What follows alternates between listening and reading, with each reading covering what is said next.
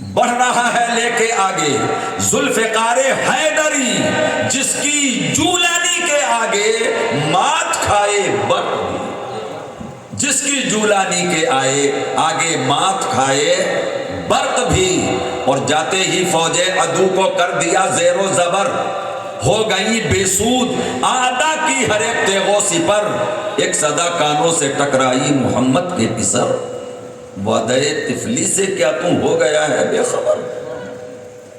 ایک صدا کانوں سے ٹکرائی محمد کے پسر، وعدہ طفلی سے کیا تم ہو گیا ہے بے خبر، سن کے سر کو کر دیا خم بارگاہ ناز میں، کر دیا اپنے کو قرباں جلوہ گاہ ناز میں، کر دیا اپنے کو قرباں جلوہ گاہ ناز میں، سن کے سر کو کر دیا خم بارگاہ ناز میں، کر دیا اپنے کو قرباں جلوہ گاہ ناز میں، کر دیا اپنے کو قرباں جلوہ گاہ ناز میں، کر دیا اپنے کو قرباں جلوہ گاہ ناز میں۔ اور اے حسین ابن علی، اب اے حسین اب تک لبالب ہے تیرا ذری عیاب، عیاب کہتے ہیں جام کو، پیالے کو، سراہی کو۔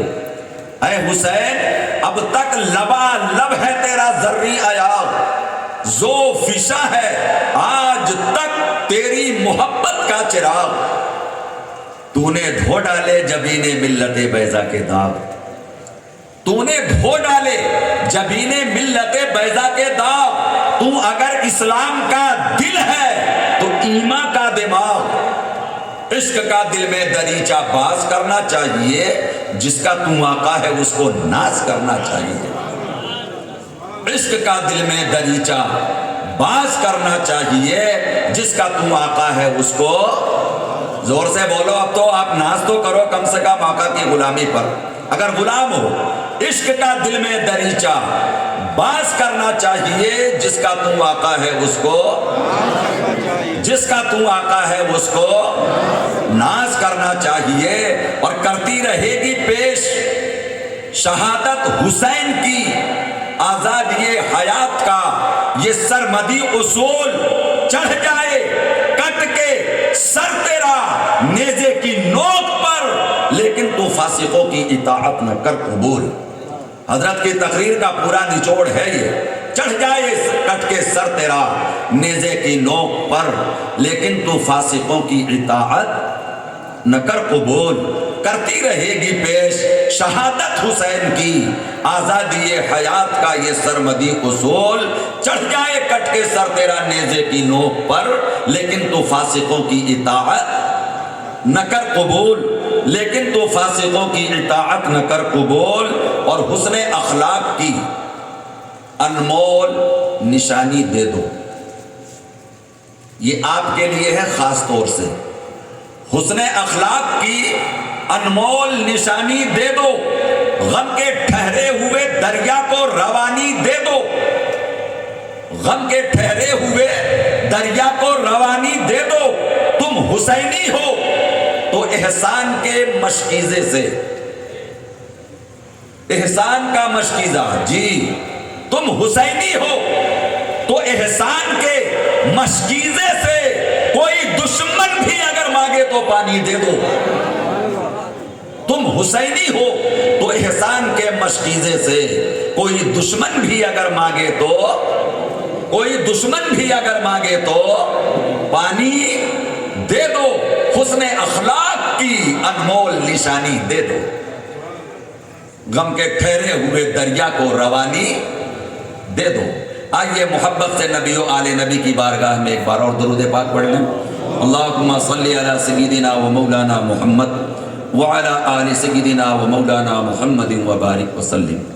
آقا امام حسین رضی اللہ تعالیٰ عنہ سرزمین مدینہ سے مکہ معظمہ، مکہ معظمہ سے مختلف مراحل ہوتے ہوئے کعبہ، کربلا معلیٰ اور کربلا شریف سے کوفہ، کوفہ سے حران، حران سے موصل، موصل سے نصیبین، نصیبین سے معمورہ، معمورہ سے کنیسہ اور کلیسہ، ہوتے ہوئے آقا امام حسین کا یہ قافلہ جس میں سرداری اور امیری آج بھی سر امام کی ہے، بولیے نا، آج بھی سر، جو سب سے آگے چلے وہ سردار ہے، جو آگے بیٹھے وہ قائد ہے، جو بالکل آگے چلا جائے وہ امام ہے۔ امام کل بھی امام تھے اور سر کٹنے کے بعد بھی امام ہی رہے۔ آقا امام حسین کا سر مقدس نیزے پر چڑھ کر ملک شام کے شہر دمشق، جو یزید کی راجدھانی تھی، دمشق کے مین دروازے پر پہنچا۔ حال یہ ہے کہ یزید نے اپنا روب جمانے کے لیے اور لوگوں کو یہ بتانے کے لیے کہ دیکھو جو ہماری حکومت سے بغاوت کرے گا معاذ اللہ، اس کی نظر میں تو وہی تھا، جو ہماری حکومت سے بغاوت کرے گا اس کا انجام اس طرح ہوگا۔ اس نے پورے شہر میں منادی کرا دی تھی کہ اسیروں کا قافلہ آ رہا ہے، تو پورا شہر یہ منظر دیکھنے کے لیے، چونکہ خلیفہ کا حکم ہے، سارے کے سارے اپنے گھروں سے نکل چکے تھے، دروازے سے لے کر اور اس کے یزید کے نحوست خانے تک، جس کو دارالعمارت کہیے یا دارالحکومت، ہم کہیں گے دار نحوست تک بھیڑ ہی بھیڑ تھی۔ لوگ کیا دیکھنے آئے ہیں؟ اسیروں کا قافلہ، قیدی آ رہے ہیں، کس کے؟ حکومت کے۔ مجرم آ رہے ہیں معاذ اللہ، کس کے؟ حکومت کے۔ باغی آ رہے ہیں معاذ اللہ، کس کے؟ حکومت کے۔ یہ دیکھنے کے لیے لوگوں کا جم غفیر جمع ہو چکا ہے۔ سر امام آگے آگے، اس کے بعد تمام دوسرے سر نیزوں پہ، ان کے پیچھے حضرت امام زین العابدین اور آپ کے پیچھے اسیران حرم رضوان اللہ تعالی علیہ مجمعین۔ اس طرح قافلہ بالترتیب چل رہا ہے۔ آقا امام زین العابدین رضی اللہ تعالیٰ عنہ نے دیکھا کہ جب یہ قافلہ شہر میں داخل ہوا تو جو ان کو بتایا گیا تھا اسی کے اعتبار سے وہ خوشیاں منا رہے تھے، اسی کے اعتبار سے وہ خوشیاں منا رہے تھے، نعرے اور ترانے گا رہے تھے۔ اسی بیچ میں حضرت امام زین العابدین رضی اللہ تعالیٰ عنہ نے دیکھا کہ ایک شخص ہستوں کے بیچ میں رو رہا ہے۔ آپ نے اشارے سے قریب بلایا اور ارشاد فرمایا کہ یہ سارے لوگ ہم مظلوموں کا قافلہ دیکھ کر کے ہنس رہے ہیں، تیرے رونے کی وجہ کیا ہے؟ اس نے کہا میں اپنی قسمت پہ رو رہا ہوں، آپ کی مظلومی تو اللہ کی طرف سے ہے، وہ تو اپنی جگہ پہ مسلم ہے، جو دیکھے اور بصیرت کی نظر سے دیکھے وہ روئے گا، لیکن اس وقت میرے رونے کی ایک وجہ اور بھی ہے کہ میں پردیس میں ہوں، اپنے وطن میں نہیں ہوں، یہاں میرا قبیلہ نہیں ہے۔ اگر میرا قبیلہ یہاں ہوتا تو غلامی حسین میں، آقا زادے آپ کی غلامی میں ہم تلواریں اٹھاتے اور ان کو ابھی مزہ چکھا دیتے کہ آل حسین پر، آل علی پر، آل نبی پر تلواریں اٹھانے کا اور ظلم و ستم کرنے کا نتیجہ کیا ہوتا ہے۔ ہم افسوس اس بات کا کر رہے ہیں، ہم افسوس اس بات کا کر رہے ہیں کہ یہاں ہمارا قبیلہ موجود نہیں ہے۔ تاریخ میں ان کا نام ازبر بھی آیا ہے اور بہت ساری روایتوں نے ان کا نام صحابی رسول حضرت سہیل ساعدی رضی اللہ تعالیٰ عنہ کے نام سے ان کو یاد کیا ہے۔ آپ نے فرمایا اگر میرا یہاں قبیلہ ہوتا، میں تو اچانک تجارت کی غرض سے یہاں آدم کا نکلا، جو ہم نے یہ منظر دیکھا اپنی بے کسی اور بے بسی پہ رو رہا ہوں۔ آپ نے فرمایا تیری محبت کو سلام، ایک کام کر۔ پوچھا حضور سب کچھ کرنے کو تیار ہوں۔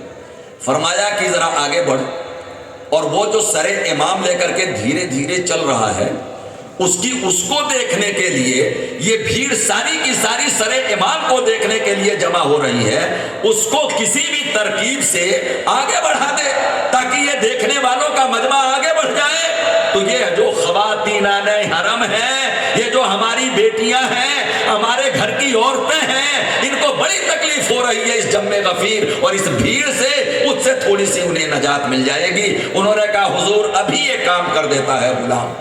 آگے بڑھے، آگے بڑھے، جیب سے 50 दीनार निकाले, 50 दीनार सोने के सिक्के, और आगे जिसके हाथ में सरे इमाम का नेजा था उसके हाथ में पकड़ाया 50 दीनार, इस शर्त पे दे रहा हूं कि तुम आगे भाग जाओ। उनको तो पैसे चाहिए थे, क्या चाहिए थे उन लालचियों को? और अभी तो वो न जाने कितने ख्वाब देख रहे हैं, कितनी तमन्नाएं हैं उनके दिल में, कितने आरज़ू हैं उनके दिल में कि जब हम यजीद के दरबार में पहुंचेंगे तो कैसे कैसे हमें इनाम मिलेंगे, जागीरें मिलेंगी, रुपए मिलेंगे, पैसे मिलेंगे, दिरहम मिलेंगे, दीनार मिलेंगे, शाबाशी मिलेगी, बड़े बड़े ओहदे मिलेंगे और बड़ी बड़ी जागीरें हमें दी जाएंगी। न जाने कितने अभी उनके दिलों में ख्याल हैं। ले लिया 50 दीनार, आगे बढ़ गया। ये काफिला इस तरीके से गुजरता हुआ, मुख्तसर यही कहो कि यजीद के उस नहूसत भरे दरबार में काफिला पहुंच गया। अब देखें आप आका इमाम हुसैन की जलवागरी, आका इमाम ज़ैनुल आबिदीन का रोबो जलाल, हजरत सैयदा ज़ैनब का वक़ार, हजरत सैयदा उम्मे कुलसूम रज़ियल्लाहु ताला अन्हा का वो बेबाक खिताब जो उन्होंने अपने आबा व अजदाद के नक्शे कदम पर चलकर यजीद की आंखों में आंखें डाल करके बयान की हैं। जब ये काफिला यजीद के यहाँ पहुंच गया तो उसने सारे सरों को नेज़ों से उतरवाकर अपने सामने तख्त लगा के बैठा है। वो पहले से फिरौन और नमरूद जैसा नहूसत में भरा हुआ, नुखुवत में भरा हुआ कि आज हम अपनी फतह का जश्न मनाएंगे, ये नीयत है उसकी। यजीद बैठा है अपने दरबार में और सर सामने लाकर रखे गए। सबसे पहले उसने नजर डाली सारे सरों पर, तो देखने के बाद में उसने कहा कि इमाम का सर तश्त में सामने लाओ। किसका सर? अरे बोलिए, किसका सर? इमाम का सर। इमाम कल भी इमाम थे और इमाम अब भी इमाम है। इमाम का सर सामने लाओ। तश्त में ला करके सरे इमाम को रखा गया, सरे इमाम को तश्त में ला के रखा गया। यजीद बोला, उन लोगों से जो इस काफिले को लेकर आए थे उनमें शिमर है, उनमें खूली है, उनमें सिनान इब्ने अनस नखई है, उनमें शीश रुबई है, ये बड़े बड़े उसमें हैं। हाँ, उसमें बशीर इब्ने मालिक है। ये वो थे 10 लोग वो थे जो कत्ले इमाम हुसैन पर बिल इत्तेफाक जिन्होंने मुहर लगाई थी कि इमाम हुसैन को कत्ल ही करना है। उन 10 में ये बड़े बड़े घंटाल भी थे जो लश्कर के साथ, जो असीराने हरम को लेकर के आया था जो लश्कर, उसमें ये भी मौजूद थे। क्यों? ताकि हम दरबार तक पहुंचे और यजीद के दरबार से अपने किए का खातिर ख्वाह इनाम और इकराम हासिल करें। शिमर बड़ा मक्कार, बड़ा अय्यार, बड़ा शातिर।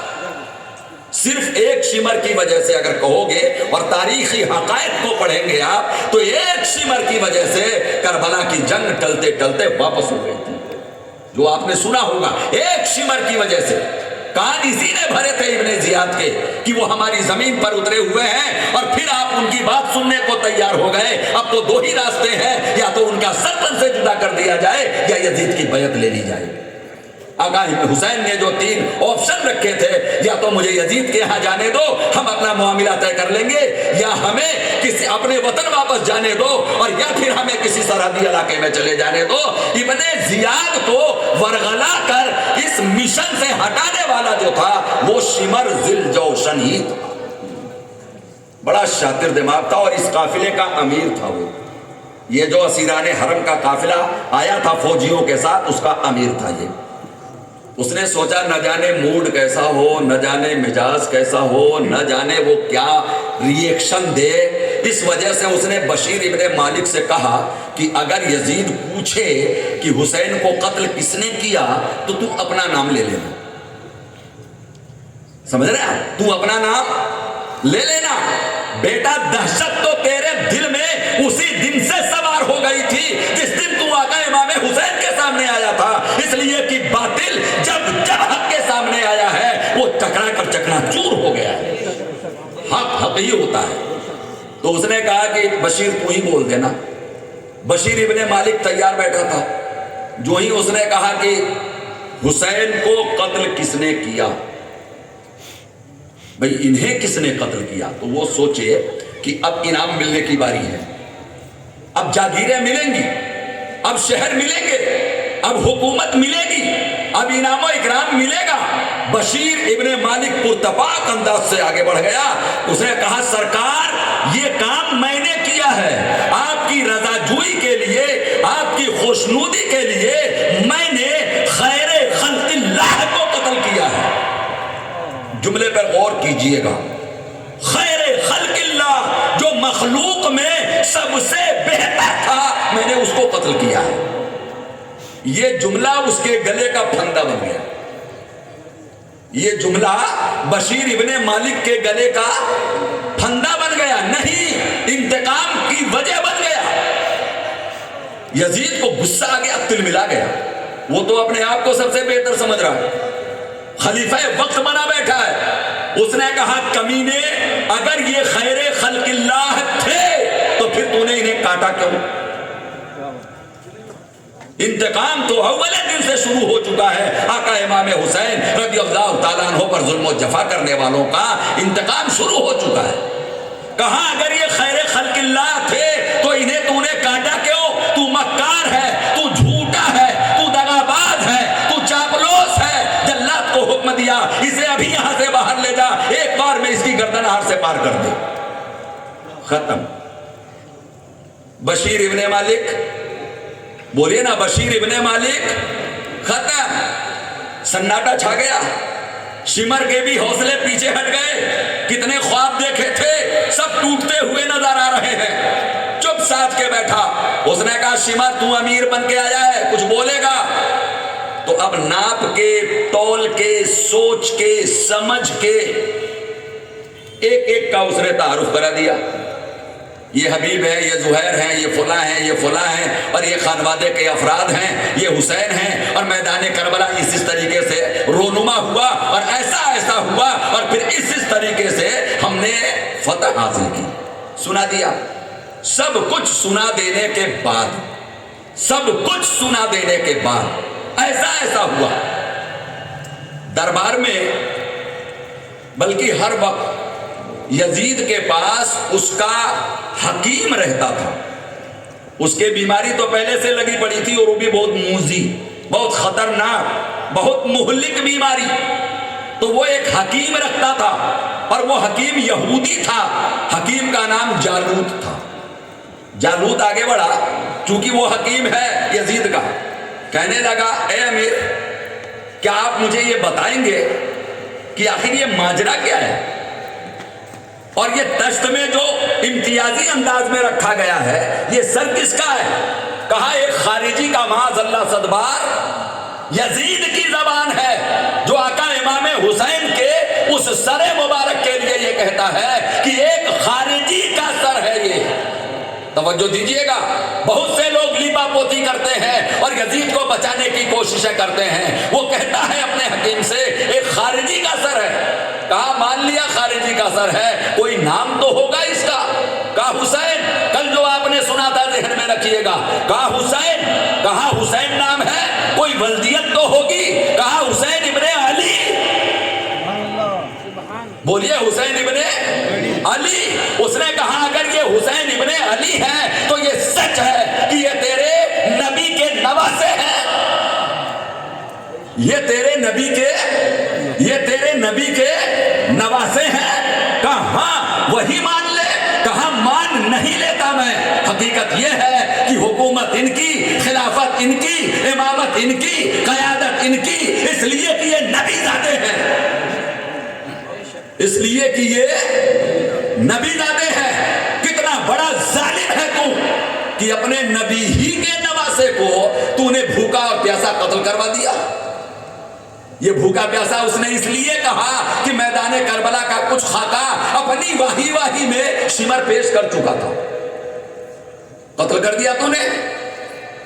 کہاں قتل کر دیا؟ تو میرا حکیم ہے، جو تیری حد ہے وہی رہ۔ اس نے کہا میری حد کہاں تک ہے وہ تجھے نہیں معلوم، تجھے پتا ہے میں حضرت داؤد پیغمبر کی اولاد میں سے ہوں۔ کس کی اولاد میں؟ حضرت داؤد پیغمبر کی اولاد میں بعض روایتوں میں ہے کہ پشتہا پشت گزر گئے، لیکن آج بھی میری قوم میرے قدم چومتی ہے، مجھے پلکوں پہ بٹھاتی ہے، میری عزت کرتی ہے، میری تعظیم کرتی ہے۔ تو کتنا ناکارہ ہے کہ ابھی تو تیرا نبی دنیا سے گیا جس نے اپنے کندھے پہ اس نواسے کو سوار کیا، اور تو نے اسی نواسے کو شہید کروا دیا۔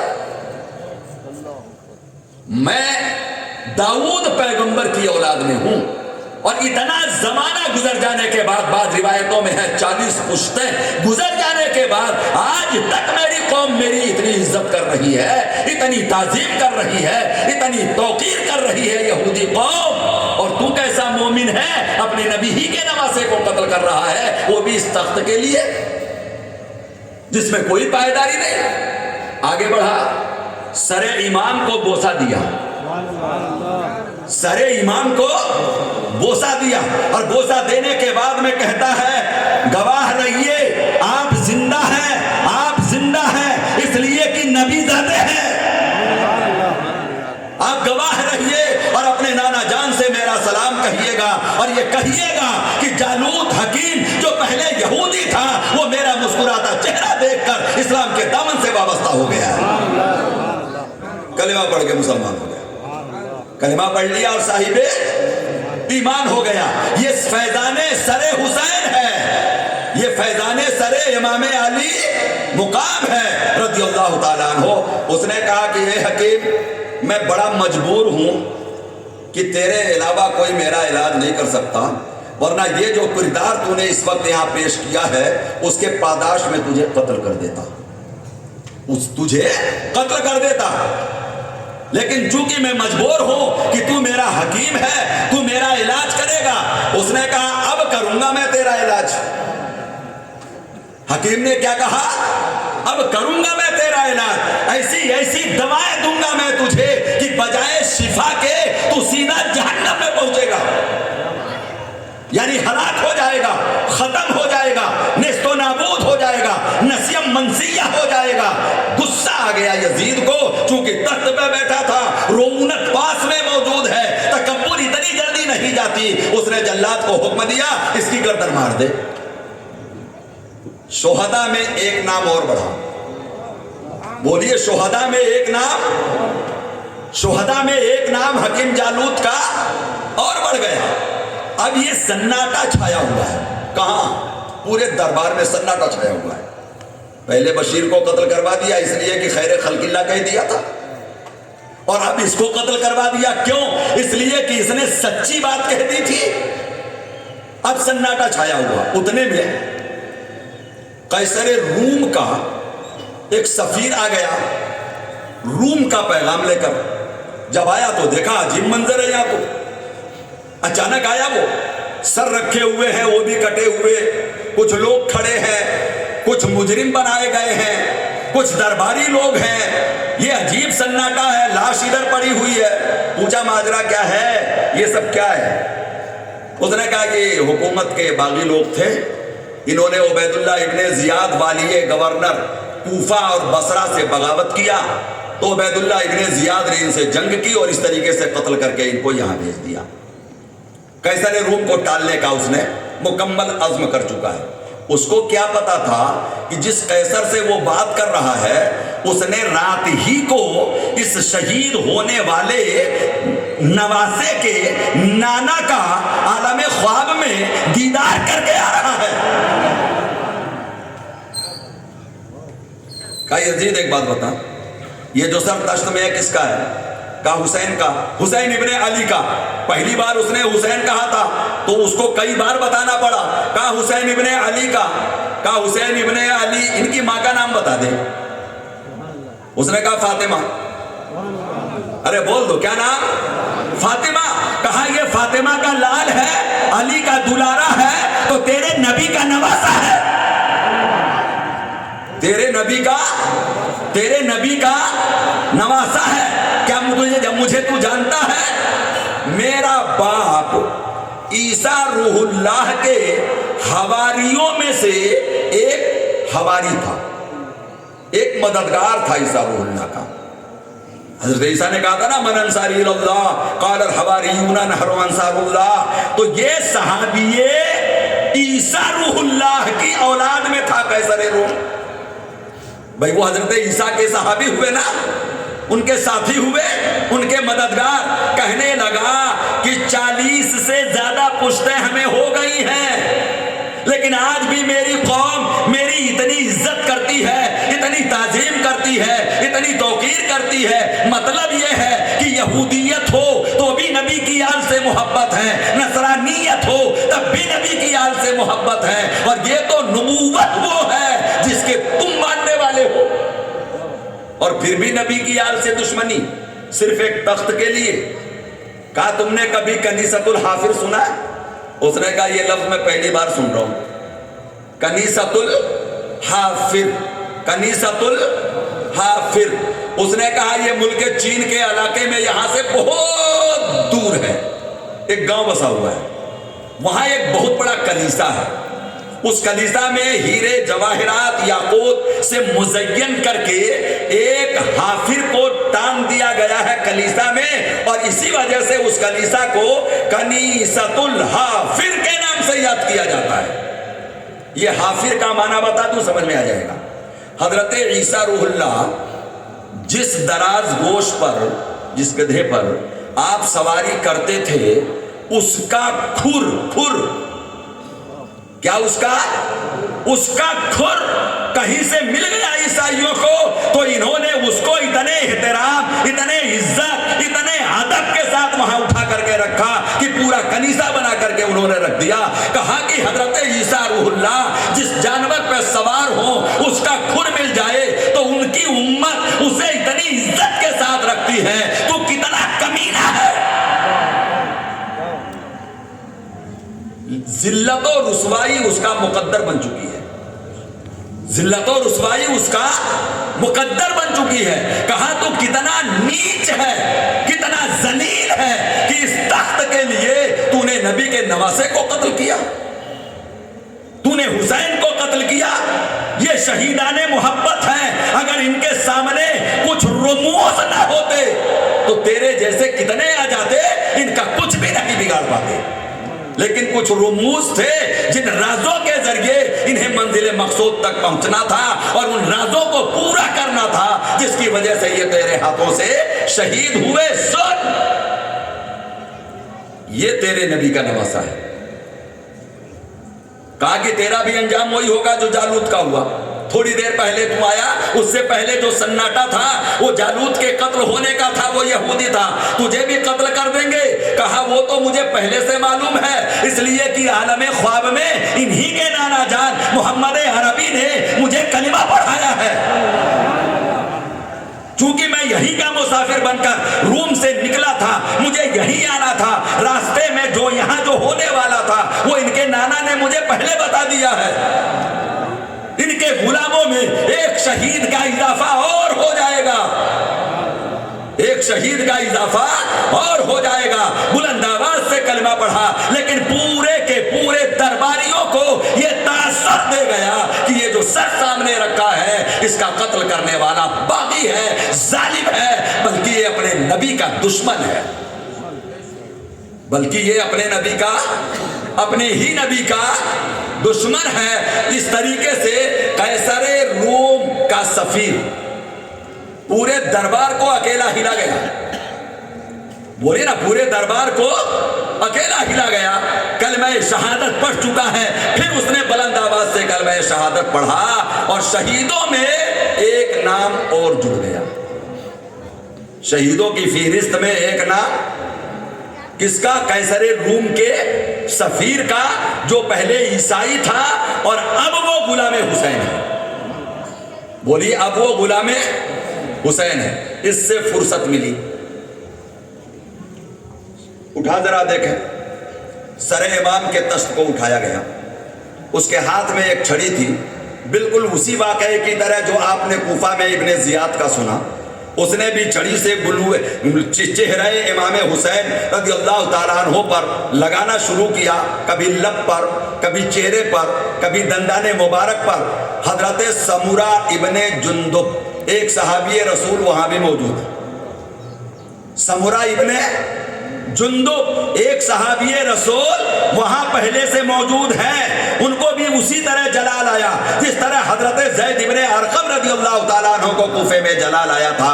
آپ نے فرمایا او ابن ہندا، او ابن ہندا، یہ چھڑی جو تو لگا رہا ہے رخسار حسین پر، اسے ہٹا لے۔ کیا تجھے انتظار ہے کہ اللہ رب العزت قہر و غضب کی بجلی گرا دے؟ یہ وہ لب ہیں جنہیں اللہ کے رسول چوما کرتے تھے، چوسا کرتے تھے، پھول کی طرح سونگھا کرتے تھے۔ یہ وہ حسین ہے جس کو اس کے نانا اپنے کندھے پر بٹھا کر مدینے کی گلیوں میں گھمایا کرتے تھے اور لوگوں کو بتایا کرتے تھے کہ یہ میرا حسین ہے، میں اس سے محبت کرتا ہوں، اس سے میرا رب بھی محبت کرتا ہے، اور جو حسین سے محبت کرے مالک و مولا سے گزارش کی ہے کہ میرے رب تو بھی اس سے محبت فرما۔ حسین کا خطبہ یزید کے دربار میں، حسین کی تعریف کہاں؟ بولیے کہاں؟ یزید کے دربار میں۔ سمجھ رہا تھا میرے دربار میں میرا خطبہ پڑھا جائے گا، لیکن بھول جا تو، اس لیے کہ حسین اس لائق تھے کہ کل ان کے خطبے پڑھے جاتے تھے، آج بھی ان کا خطبہ پڑھا جا رہا ہے تیرے دربار میں، بھرے دربار میں، اور قیامت تک انہی کا خطبہ پڑھا جائے گا۔ تیرا اگر نام بھی لیا جائے گا نا تو لعنت ہی کہہ کے لیا جائے گا، یزید لعنت اللہ علیہ۔ تیرا جب بھی نام آئے گا زمانہ تجھ پر لعنت بھیجے گی، زمانہ تجھ پر لعنت بھیجے گی۔ سمرہ ابن جندب سے کہتا ہے وہی گھسا پٹا جملہ، اگر آپ کی صحابیت کا مجھے خیال نہ ہوتا تو میں آپ کو یہیں قتل کر دیتا۔ آپ نے فرمایا کہ میری صحابیت کی نسبت کی تو اتنی قدر کرتا ہے، اور نسبت خون رسول کی تجھے ذرہ برابر قدر نہیں۔ یہ کون ہے؟ مجھے تو صرف نسبت غلامی حاصل ہے، یہ تو ان کی اولاد ہے۔ حضرت سمرہ ابن جندب نے جو بیان دیا اس کا اثر یہ ہوا تھا کہ درباری رونے لگے تھے۔ دربار میں ایک عجیب سی کیفیت لوگوں کے دل و دماغ پر طاری ہونے لگ گئی تھی، اس لیے کہ خاندان نبوت کی عظمتوں کو اگر صحابی نہیں بیان کرے گا تو اور کون بیان کرے گا؟ اس نے کہا دربار سے باہر جائیے، آپ جائیے۔ بعض راوی کہتے ہیں قتل کرنے کا ارادہ تو اس کا یقیناً تھا، لیکن اسے یہ پتا تھا کہ اگر اس وقت میں نے چھیڑ دیا سمرہ ابن جندب کے لیے، کوئی حکم دے دیا قتل کا، تو ابھی سارا کا سارا پانسا، ابھی تو وہ یہودی تھا، وہ نصرانی تھا، لیکن سمرہ ابن جندب تو صحابی ہے۔ بولے نا، سمرہ ابن جندب تو صحابی ہے۔ دربار سے باہر شمار ادھر، تو مجھے بتائے گا پورا حال کہا وہ آپ کو بتا چکا میں، وہ پورا کا پورا آپ کو بتا چکا میں۔ کہا قیدیوں میں، کہا کچھ عورتیں بھی ہیں، حسین کی بہنیں ہیں، حسین کے گھر والے ہیں، عورتیں ہیں، ان کی ردائیں پہلے چھین لی گئی تھی، راستوں میں جنہوں نے چادریں دی وہ چادریں بھی قبضے میں کر لی گئی تھی۔ اب جب وہاں دربار میں بلایا تو دربار کے بغل میں ہی ایک چبوترا تھا، اس چبوترے پہ ایک پردہ لگا کر کے ان اسیران حرم کو اس میں رکھ دیا۔ جب شمر نے پوری بات بتائی تو اس نے کہا پردہ ہٹاؤ، عورتوں کو دربار میں لاؤ۔ بے غیرتی کی اس سے بھی زیادہ کوئی سند ہوگی؟ حسین کی بہن فاطمہ کی بیٹی حضرت سیدہ زینب سے رہا نہ گیا۔ آپ بارہا سنتے ہیں کہ دربار میں بولی بھی تو لہجے میں علی کے، زینب نے کسی حال میں پردہ نہیں چھوڑا۔ حضرت سیدہ زینب پردے کی ہوٹ سے کہتی ہیں او یزید، ہوش کے ناخن لے، اللہ کے قہر و غضب کو آواز نہ دے۔ تیرے گھر کی عورتیں جو ہمارے دروازے کی کنیزیں بھی بننے کے لائق نہیں ہیں، وہ پردوں میں ہیں، اور ہم نبوت کی بہو بیٹیاں ہیں، نبی زادیاں ہیں، ہمیں بے پردہ تو دربار میں بلاتا ہے۔ ابھی جو کچھ بھی ہمارے ساتھ ہوا وہ ہماری ذلت اور رسوائی، ابھی اس سے تیرا پیٹ نہیں بھرا، اب مجھے دربار میں بلائے گا۔ حضرت سیدہ زینب کے للکار نے یزید کو اس بات پر مجبور کر دیا، کہنے لگا اچھا ٹھیک ہے آپ لوگ اندر ہی رہیے۔ ایک زینب کی للکار نے حضرت زینب اور دیگر عورتیں پردے کے پیچھے اب بھی موجود ہیں، لیکن ماحول کچھ خوشگوار نہیں ہے. بولیے نا، کچھ خوشگوار کیوں؟ ایک قتل، دوسرا قتل، اور پھر اس کے بعد سمرہ ابن جندب، اور پھر بشیر ابن مالک جو قتل ہو گیا. یہ سارے حالات اسی دربار میں ہو رہے ہیں. ہونے دو. ماحول کو چینج کرنے کے لیے اس کو موقع مل گیا. کس کو؟ یزید کو. اس کا بیٹا اندر سے حرم سے باہر آیا، دربار میں جوان تھا، کڑیل تھا، تقریباً وہی 21-22 سال کی عمر تھی. آقا امام زین العابدین جو عابد بیمار ہیں، اتنے ظلم و جفا سہے ہوئے ہیں، سفر کی صعوبتیں جھیلے ہوئے ہیں، بیمار پہلے سے تھے، اور پھر یہ زخم، یہ مصیبت، یہ غم، یہ امتحان، اور یہ اتنا لمبا سفر، کس کس حال سے وہ گزرے ہوں گے اندازہ لگا سکتے ہیں. لیکن یزید کے بےہودہ پن کا آپ اندازہ لگائیے. اور یہ تعجب کی بات نہیں ہے. جو پرندے لڑاتا ہو، جو شراب کی سراہیاں چھلکاتا ہو، جو نمازیں چھوڑتا ہو، جو عیش و عشرت کی زندگی میں جو اس کا ساتھ دے، اس کے لیے وہ انعامات کے دہانے کھولتا ہو، اس کے لیے کشتیاں لڑوانا کوئی بعید از قیاس بات تو نہیں ہے. اس نے کہا امام زین العابدین، یہ میرا بیٹا آپ ہی کی عمر کا ہے، آپ ہی کی عمر کا ہے، کیا آپ اس سے کشتی لڑیں گے؟ لیکن اس سے پہلے ایک بات اور سنیے، اور یہ چیپٹر بھی بڑا عظیم ہے، بڑا عجیب ہے، بڑا غریب ہے. جب حضرت سیدہ زینب نے للکارا تو اس نے عورتوں کو اندر ہی چھوڑ دیا. پھر کہنے لگا، اے حسین، اگر آپ نے میری بات مان لی ہوتی تو آپ کو عزت ملتی، وقار ملتا، عروج ملتا، دھن دولت ملتی، جاگیریں ملتی. آپ نے میری بات نہیں مانی، مجھ سے آپ ٹکرائے. آپ دیکھیے، اللہ نے مجھے عزت کی کرسی پر بٹھایا ہے اور آپ کو ذلت کے تشت میں رکھ دیا ہے. معاذ اللہ. کہیے نا ایک بار، کیا کہا اس نے؟ اپنی تعریف اور آقا امام حسین کی اس طریقے سے وہ توہین کر رہا تھا، زبان امام زین العابدین خاموش نہ رکھ سکی. جلال آ گیا. علی کا شعر ہے، شیروں کا شعر ہے. بیمار مت سمجھنا، بیمار سی صورت دیکھ کے تم بیمار نہ سمجھو عابد کو. ہوتے ہیں مسیحا وقت کے جو، یہ بھی ہیں انہی بیماروں میں. ہوتے ہیں مسیحا وقت کے جو، یہ بھی ہیں انہی بیماروں میں. جلال آ گیا. اور آپ نے ایسے ایسے بلیغانہ اور فصیحانہ انداز میں یزید کو بھرے مجمع میں بے عزت کیا کہ اس کی تاب نہ لا سکا. اس نے کہا بتا تو سچا ہے یا یہ جو دشت میں ہے وہ سچا ہے؟ بتا نا. سچائی کی قسمیں تیرے نام کی کھائی جاتی ہیں یا میرے بابا حسین کے نام کی کھائی جاتی ہیں؟ تو اپنا شجرہ سامنے لا اور میں بھی اپنا شجرہ سامنے لاتا ہوں. حسین کون؟ علی، فاطمہ، حسن، حسین، جعفر.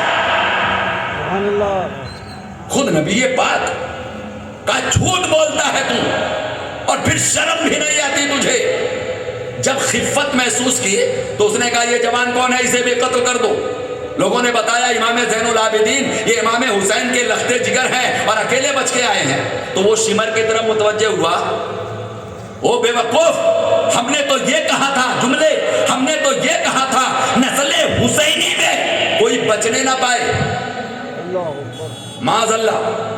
یہ کون ہے؟ حسین کا بیٹا ہے. تم نے اسے کیوں نہ مار دیا؟ کہا محرم تھا یہ، عورتوں کا محرم تھا یہ. لیکن جلاد اس کے حکم کو پا کر آگے بڑھنا شروع ہوتا ہے. ایک آواز ابھرتی ہے، وہ بھی پردے کی اوٹ سے، اور وہ بھی کس کی؟ سیدہ ام کلثوم رضی اللہ تعالیٰ عنہ کی.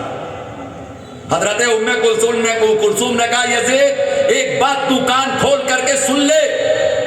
ابن زیاد کے دربار میں جب اس نے قتل کرنے کا حکم دیا تھا تو سیدہ زینب ان کے آگے آ گئی تھی. پہلے ہم عورتوں کو قتل کر دے تاکہ ہمارا محرم ہی نہ رہے کوئی، اس کے بعد میں جو چاہے کرتے رہنا. جب ہم نہ رہیں گے تو محرم کی ضرورت نہ پڑے گی، جو چاہے وہ کرتے رہنا. لیکن یہاں حضرت سیدہ زینب بولی، کہا یزید اب تک جو ظلم ہوئے ہیں خانوادہ نبوت پر، یہاں تک کیا تیرے دل کے سکون کے لیے وہ کافی نہیں کہ ایک اکیلا نسل حسینی کا ایک چراغ جو ابھی جل رہا ہے تو اسے مٹا دینا چاہتا ہے؟ ایک بات سن لے اور کان کھول کر کے سن لے، اب تک ہم نے صبر کیا ہے، اپنی زبان نہیں کھولی ہے، اپنی زبان بولیے، اپنی زبان۔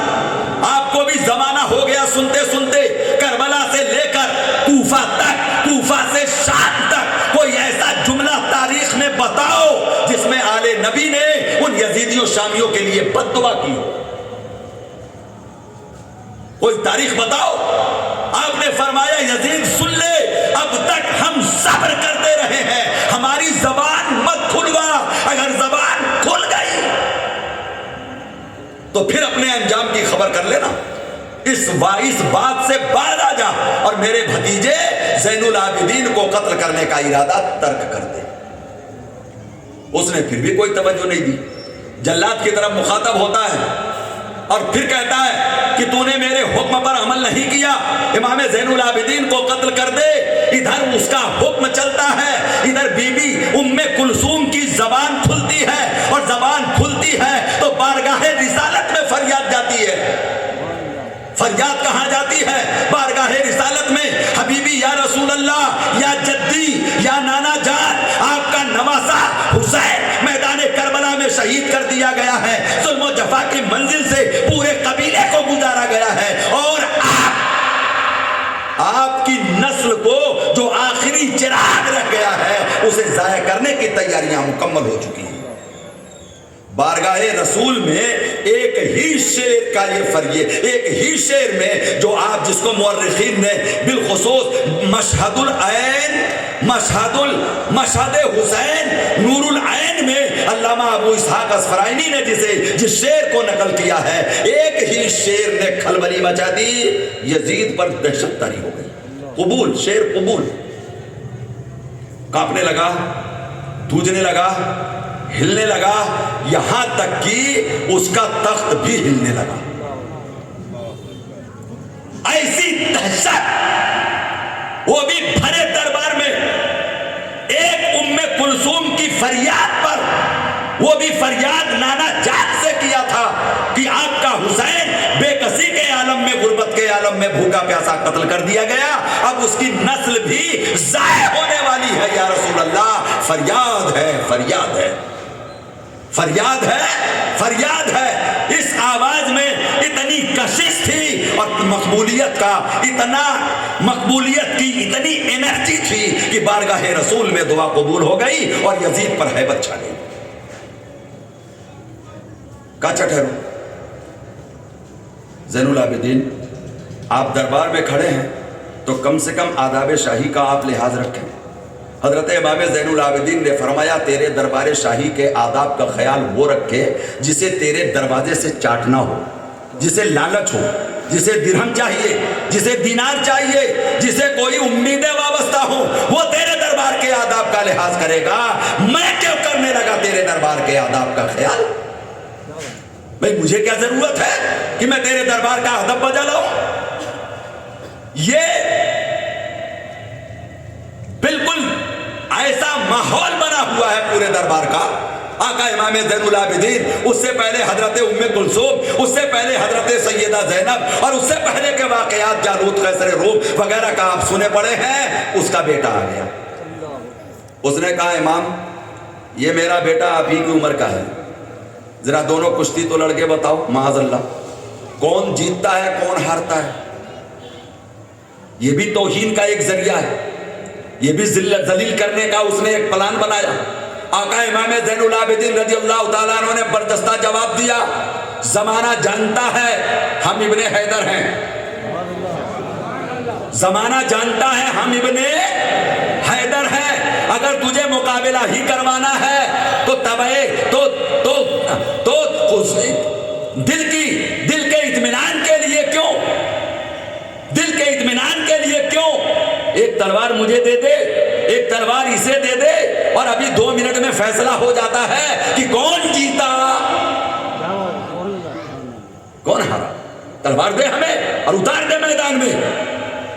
کون جیتا اور کون ہارا؟ ایک جملے نے پورے دربار میں واپس سناٹا پسرا دیا اور یزید سکتے کے عالم میں واپس چپ۔ اب ذرا دیکھیے کچھ روایتیں، اتنے میں اس کے محل میں نوبت بجی۔ جب دن ڈوبنے کا وقت قریب آتا ہے یا عام طور پر عصر کے وقت میں وہ نوبت بجائی جاتی ہے، نوبت، نقارے کی آواز، نوبت بجی دربار میں۔ اکثر بڑے بادشاہوں کے درباروں میں نوبت بجا کرتی تھی۔ نوبت بجی تو یزید کا بیٹا بولا، زین العابدین یہ تمہارے باپ کی نوبت ہے یا میرے باپ کی نوبت ہے؟ آقا امام حسین، آقا امام زین العابدین نے ابھی کوئی جواب نہ دیا تھا، چند لمحوں کے بعد وہ نوبت ختم ہو گئی۔ اس کو ہونا ہی تھا ختم، اس لیے کہ وقت اذان ہو چکا تھا۔ مسجد سے اذان کی آواز ہے، اللہ اکبر اللہ اکبر۔ آقا امام زین العابدین فرماتے ہیں، اے لوگوں اور اے یزید کے بیٹے، اب تو ہمیں جواب دے کہ یہ نوبت تیرے باپ کی ہے یا میرے باپ کی نوبت ہے؟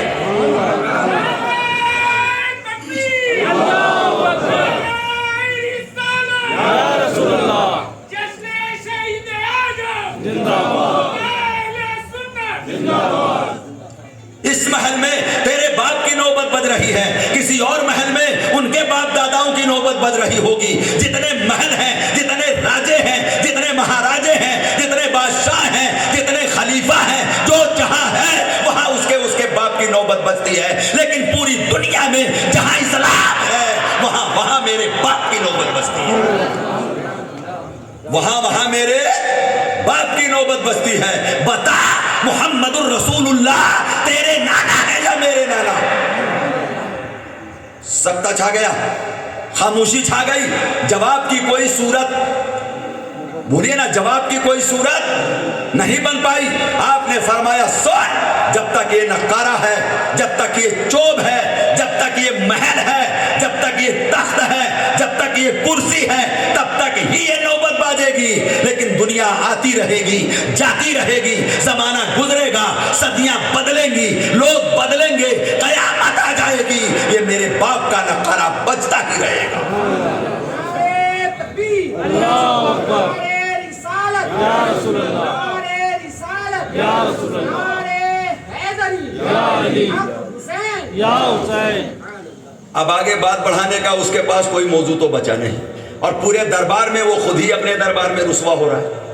تو اس نے کہا، امام چلیے ان باتوں کو چھوڑیے، جو ہونا تھا وہ ہو گیا، اسے بھول جائیے۔ اب مرہم رکھ رہا ہے، مکاری کا ہاں مرہم رکھ رہا ہے، جو ہونا تھا وہ ہو گیا۔ اگر میں آپ کے بابا سے ملاقات کر لیتا تو یہ واقعہ پیش نہ آتا۔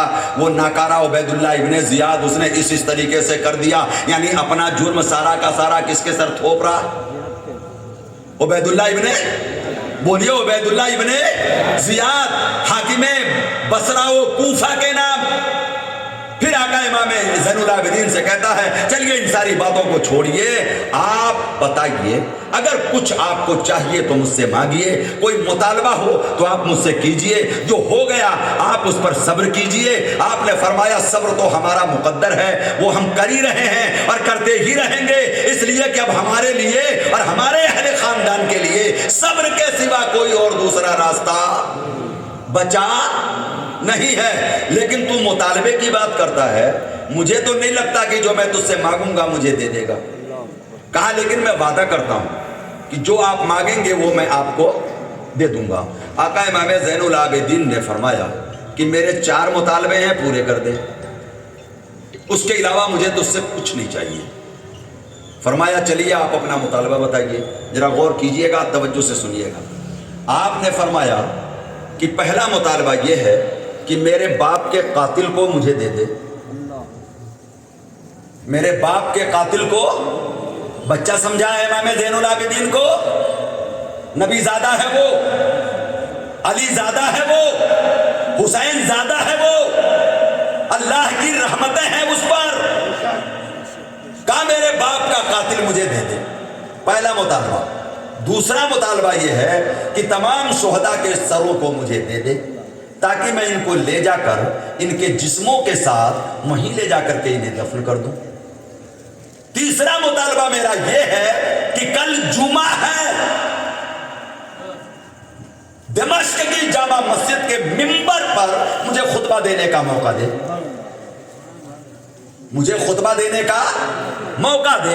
اور آخری مطالبہ میرا یہ ہے کہ اس قافلے کو مدینہ تک پہنچنے کا انتظام کر دے تاکہ یہ قافلہ سکون کے ساتھ اپنی آخری منزل تک پہنچ جائے۔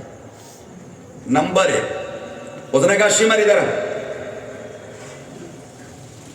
اس معاملے کو ابھی کر لیتے ہیں۔ قاتل حسین کون؟ قاتل حسین، بھئی امام زین العابدین نے فرمایا نا کہ میں اپنے باپ کے خون کے قصاص میں اس قاتل کو قتل کروں، مجھے میرے باپ کا قاتل چاہیے۔ کہا کون ہے قاتل؟ شمر۔ اس نے کہا میں کیوں قتل کرنے لگا؟ میرا کون سا مال دبایا تھا حسین نے؟ میری کون سی حکومت چھینی تھی حسین نے جو میں حسین کو قتل کرنے لگا؟ خولی نے کیا، خولی منع کر گیا، اور وہی جواب سنان کی طرف اشارہ، سنان نے منع کر دیا، وہی جواب کہ میں نے قتل نہیں کیا، شیش ربعی نے کیا ہوگا، شیش ربعی کو بلایا، اس نے کہا میں کیوں قتل کرنے لگا؟ شمر نے ہی کیا ہے۔ چاروں طرف سے گھوم کے کہاں پھر آیا؟ کہاں آیا؟ شمر کے پاس۔ شمر جھلا گیا۔ یزید نے جب کہا تو ہی ہے قاتل، سب کا اشارہ تیری طرف ہے، تو اس نے وہ بھی غصے میں آ کر کے، وہ تو سوچ بیٹھا تھا اب کچھ ملنے جلنے والا تو، جو ارمان سجائے تھے ٹوٹ گئے، جو امیدیں بدھائی تھی سب ختم ہو گئی، وہ بھی غصے میں لال پیلا ہو گیا۔ اس نے کہا میں کیوں قتل کرنے لگا؟ جس کی حکومت جا رہی تھی قاتل وہ ہے، جس نے لشکر جمع کیا قاتل وہ ہے، جس نے فوج بھیجا قاتل وہ ہے، جس نے لوگوں کو اکسایا قتل حسین پر قاتل وہ ہے، جس نے بصرہ کے عامل کو کوفہ بھیجا قاتل وہ ہے۔ قاتل بولیے نا، قاتل۔ اب وہ قاتل کون ہے ڈھونڈو۔ لشکر کس نے جمع کیا؟ فوج کس نے بھیجی؟ خط بھیج کر کے لوگوں کو اکٹھا کس نے کیا؟ امام مسلم کے خلاف ماحول کس نے بنوایا؟ مدینہ سے ترک وطن کرنے پر مجبور کس نے کیا؟ خط بھیج کر ولید ابن عقبہ کو۔ کون ہے وہ؟ جب دیکھا کہ معاملہ مجھ پہ ہی آ گیا تو کہنے لگا حضور یہ ایک مسئلہ چھوڑ دیجیے، ایک مطالبہ معاف کیجیے، اس مطالبے کو ہم پورا، بولیے نا ہم پورا، ہاں یہ خون حسین کا انتقام ہے، تم چین نہیں پاؤ گے، نہ دنیا تمہارے لیے چین کی جگہ بنے گی، اور آخرت میں تو تمہارے لیے چین ہے ہی نہیں۔ جب غصے سے لال پیلا ہوا تو کہنے لگا نکل جا میرے دربار سے، تم لوگ کسی کام کے نہیں ہو۔ شمر نے آنکھوں میں آنکھیں ڈالی، کہا ہاں اب کیوں نہیں تو اپنے دربار سے نکالے گا، تیرا کام تو ہو چکا۔ بھئی تیرا کام تو، بولیے نا تیرا کام تو، کہاں گئے وہ انعام، کہاں گئے وہ اکرام، کہاں گئی وہ حکومتیں، اور کہاں گئے وہ پروانے جو ان لوگوں کو ملنے والے تھے، کہاں گئے وہ عہدے؟ نہ ادھر کے رہے، ایمان بھی گیا، دنیا بھی گئی، بولیے نا ایمان بھی گیا، دنیا بھی گئی، اور ابھی ذلت و رسوائی ان کے مقدر میں باقی ہے، اور طرح طرح سے انہیں ابھی انجام تک پہنچانا، بولیے نا ابھی کتنی ٹھوکریں ابھی باقی ہیں، وہ ابھی بات کی بات ہے، ابھی تو ایک دربار سے نکالے گئے، یزید کے دربار سے۔ کہا حضور باقی باتیں آپ کی ہم مان لیں گے، جمعے کا خطبہ آپ کا، جمعے کا خطبہ آپ کا، آپ کیجئے گا تقریر، اور سر بھی آپ کو دے دیں گے، اور قافلے کا انتظام کر دیں گے، نعمان ابن بشیر کو بلائیں گے۔ یہ نعمان ابن بشیر وہی صحابی رسول ہیں جو کوفے کے گورنر تھے جس وقت حضرت امام مسلم وہاں لوگوں سے بیعت لے رہے تھے، لیکن انہوں نے سختی نہیں کیا امام مسلم پر، اس لیے انہیں معزول کر کے عبید اللہ ابن زیاد کو کوفہ بھیجا گیا تھا۔ یہ وہی نعمان ابن بشیر۔ جمعے کا دن آیا, نماز کا وقت قریب ہے, آقا امام زین العابدین مسجد میں پہنچ چکے ہیں, مسجد میں پہنچ چکے ہیں, خطبہ آپ کو دینا ہے, یہ وعدہ امیر سے ہو چکا ہے, یزید سے ہو چکا ہے. یزید بھی جلدی پہنچا. اس نے جب منظر دیکھا, چونکہ 1 دن 2 دن پہلے کی بات تھی, یہ وعدہ تھا نا, اور وہ بھی بھرے دربار میں وعدہ تھا, تو پورے دمشق میں یہ آواز پھیل گئی کہ فرزند حسین خطبہ دیں گے, نبی کا لال خطبہ دے گا, آل رسول خطبہ دے گا, علی کا پوتا, اور یہ پورا عرب جانتا ہے.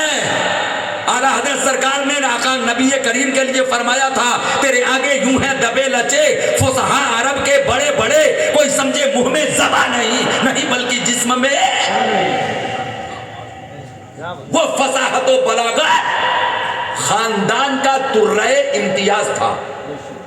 کبھی وقت رہے گا تو گفتگو ہوگی, یہ عالم صاحب آپ کو بتائیں گے. حضرت امام زین العابدین کے بیٹے حضرت امام زید شہید, آپ کے بارے میں تاریخوں میں تحریریں موجود ہیں کہ اگر حضرت زید شہید خطبہ دینے لگے تو دریا کی روانی رک جاتی. بولیے نا, دریا کی روانی رک جاتی.